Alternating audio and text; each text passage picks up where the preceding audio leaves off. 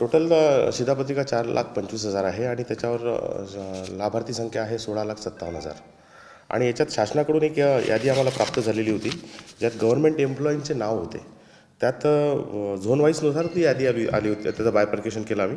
त्याच्यात टोटल प्राधान्य गटामध्ये 3,321 आणि अंत्योदयमध्ये 268 लोक होते. टोटल होते 3,589 3,589 लोकांचे आम्ही कार्ड NPH मध्ये वरते केले जे सरकार गव्हर्नमेंट एम्प्लॉई होते. सर ही यादी शासनाकडून तुम्हाला आली होती, तुमच्या विभागाकडून या पद्धतीचं काही व्हेरिफिकेशन करण्यात आलेलं आहे का? इथून पुढे ही कारवाई सुरू आहे आणि किती बाद करण्यात आले केलं ना बाद. एवढे 3,589 कार्डांना आम्ही NPH मध्ये वरते केलं. त्यांचा लाभ त्यांना सबसिडीचं धान्य मिळणार नाही.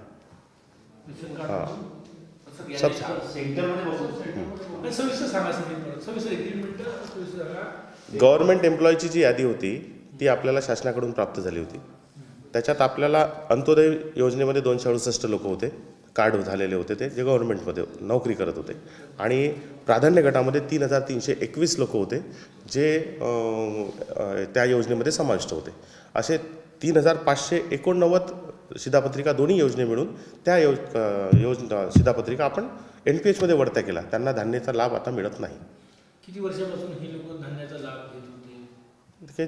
जनरली कसं राहते की एखाद्या फॅमिलीमध्ये जो मुलगा आहे त्याचं नाव आहे आणि तो हे करून एज्युकेशनमध्ये येऊन तो नोकरीवर लागला त्याचं नाव त्यांनी कमी करायला पाहिजे आणि ते स्वतःहून त्यांनी त्यांचं नाव कमी न केल्यामुळे ती शिधापत्रिका तिथे आयडेंटिफाय झाली आणि त्याच्यानुसार ती यादी आमच्याकडे आली आणि त्याच्यावर आम्ही कारवाई केली.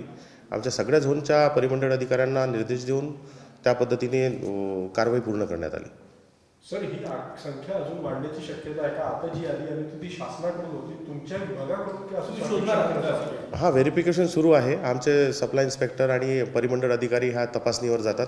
त्याच्यानंतर आता नवीन राशन कार्ड देताना गृहभेट अहवाल हा घेतला जातो. गृहभेट त्याला याचा आमचा पुरवठा निरीक्षक त्या कुटुंबाला भेट देतो आणि त्याचा गृहभेट अहवाल घेऊनच त्याची पुढची प्रोसेस शिधापत्रिकेची करण्यात येते. सर आता ज्या 3,000 लोकांवर तुम्ही कारवाई केलेली यांचं फक्त धान्यच बंद केलं नाही की यांच्यावर काही फौजदारी कारवाई नाही? तसे काही निर्देश नव्हते, फक्त त्यांचे कार्ड बंद केले आपण. पण यांनी कुठेतरी शासनाची फसवणूक केली असं म्हणता येईल का की तेवढे त्या आता म्हणजे त्या शिधापत्रिकेवर धान्य उचल केली आहे? हां, आता असं म्हणता येईल, काही अडचण नाही. पण त्या पद्धतीनं त्यांनी येऊन हे पण केलं, माफी पण मागितली आणि लेखी पण दिलं की आमचा मुलगा इथं लागलेला होता पण आम्ही ते राशन कार्ड बंद नाही केलं, ते आमची चूक आहे म्हणून. ते पण राशन कार्ड आम्हीच बंद करून टाकले त्यांचे. देश विदेशातील प्रत्येक घडामोडींचे लाईव्ह अपडेट मिळवण्यासाठी आता साम टीव्हीच्या सर्व सोशल मीडिया प्लॅटफॉर्मला लाईक, फॉलो आणि सबस्क्राईब करा. तसंच सर्व नोटिफिकेशनसाठी बेल आयकॉन प्रेस करायला विसरू नका.